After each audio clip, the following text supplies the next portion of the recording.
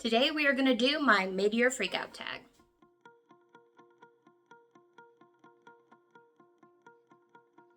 I could not let I got my hair curled, I got an outfit on, I got makeup on, I got jewelry on, I got perfume on, I smell like a girl.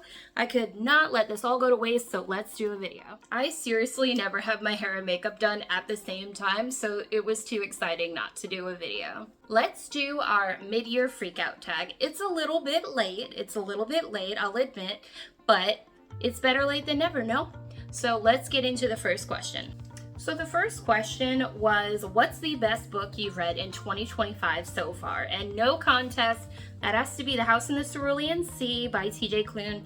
I loved this book so much. Magical realism is really one of my favorite genres of all time.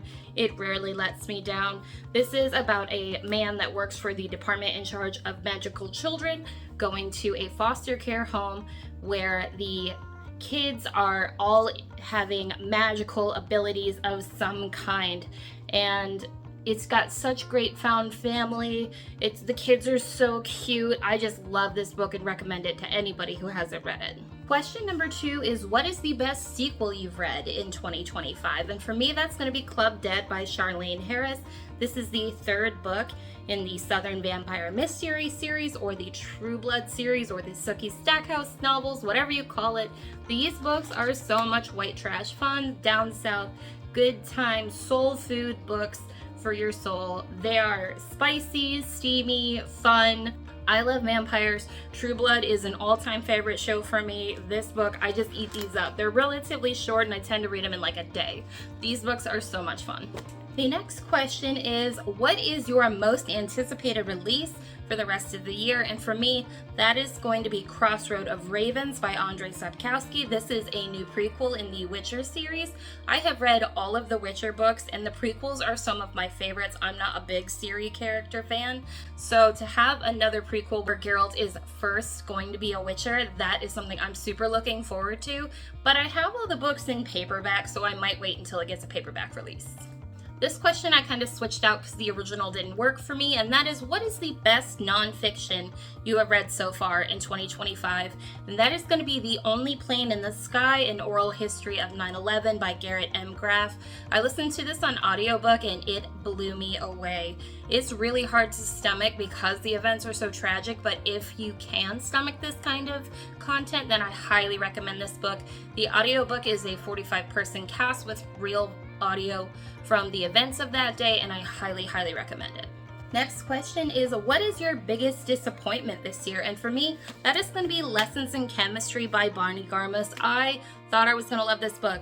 Scientist, female, 1950s, doing her own thing, strong female character. Didn't work for me, no, and it's because of the very beginning of this book. If you read, you know. For me, this was a 2.5-star read. It's an unhaul. The only reason I still have it is I can't find a new home for it. It'll eventually probably end up in a free little library, which I'm fine with, but Lessons in Chemistry by Bonnie Garmus, super disappointed. The next question is, what was your biggest surprise so far this year? And for me, that is Lady Chatterley's Lover by D.H. Lawrence. Like, look at all the tabs I put in here. This book is something that has stuck with me. This is a classic romance widely banned book from 1928, and it had so much to say. I thought I was just gonna get like a steamy romance from back in the day, but this book has so much more going on in the terms of classism and gender divides and gender roles and where people belong in the world and how people relate to one another. Like, this book I still think about all the time. I read it in January. I still think about it all the time. I'll probably reread it at some point. It's just so good.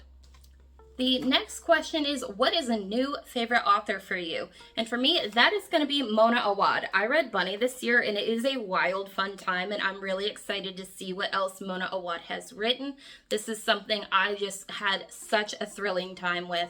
So much fun, so off the wall, so bonkers. I love that kind of thing. So it's kind of a bold statement to say she's a new favorite author, but maybe she could be. This one's low-key embarrassing, but what is your new fictional crush? And that is Xaden Ryerson from Fourth Wing. I'm joining the hype. I'm joining the mass hysteria. I'm joining the lovely screaming girls. He is so much fun to read. I really loved him as a character, and this is something that like 19-year-old me would have just eaten up. So for her nostalgic soul, I'm gonna say Xaden Ryerson. Who is your new favorite character? And for me, that is going to be Lucy from The House in the Cerulean Sea. If you didn't think you'd love the Antichrist, you were dead wrong. This kid is so cute, and he's so dark and funny, and I just really enjoyed his story, and I look forward to reading more about him in the sequel. A book that made you cry, and I thought I didn't have one, but I did, and that's We Were Liars by Lockhart. I am not a mushy crying person, but this one got me. I was in a reading slump when I read this and just ate this book up, so it really pulled me out of a slump, which is why I hold it in such high regard like I do, but the end of this book had me freaking sobbing. The next question is a book that made you happy, and that is going to be Fourth Wing by Rebecca Yarros. And Darna, the little My Pony dragon, the little feather tail, the little smartass dragon, she firmly is affixed to my heart. This book was just a nostalgic good time. It reminded me of everything I enjoyed reading when I was 19 or so. So this is definitely a book that made me happy. What is the most beautiful book you've gotten this year? And for me, this is Cruella's Delight by Sophie Clark. Not only is the actual cover beautiful and the sprayed edges beautiful, but the cover, like under the dust jacket, oh my god, is beautiful. I didn't even like this book that much. Like, I gave it 2.75 stars, but because it's so gorgeous, I'm gonna have a really hard time letting it go, and I'm probably gonna hang on to it until I'm sick of it. And I know I've mentioned this in multiple videos, but come on, it's so pretty. What books do you need to read by the end of the year? And like, girl, come on, like all of them. But one that sticks out to me is Tall Toast by Anne Rice. This is the third book in the Lives of the Mayfair Witches series. I want to finish this series off, get back into the Vampire Chronicles, so this is definitely a priority. But I have like 800 unread books, so literally any and all of them. And the final question is, what book community members are you loving? The two channels I watch the most are Gavin from Gavin Reads It All and Lexi from Newly Nova. But also I love Kim from Expedition Through Pages. I love playing her TBR game with her, with the other booktubers and the other readers. That is one of my favorite things about the bookish community. Also Amy from A Star Reads is a host on that. Both Julie and Sharon, their mothers that play, they are some of my favorite people in the book community because they have brought us all together. So that is my mid-year freak out. I'm a little behind. I'm 5 books behind on my reading goal, but at least I'm reading. We all need to just do it at our own pace, right? So I hope your reading year is going well, and I will catch you in the next video. Bye!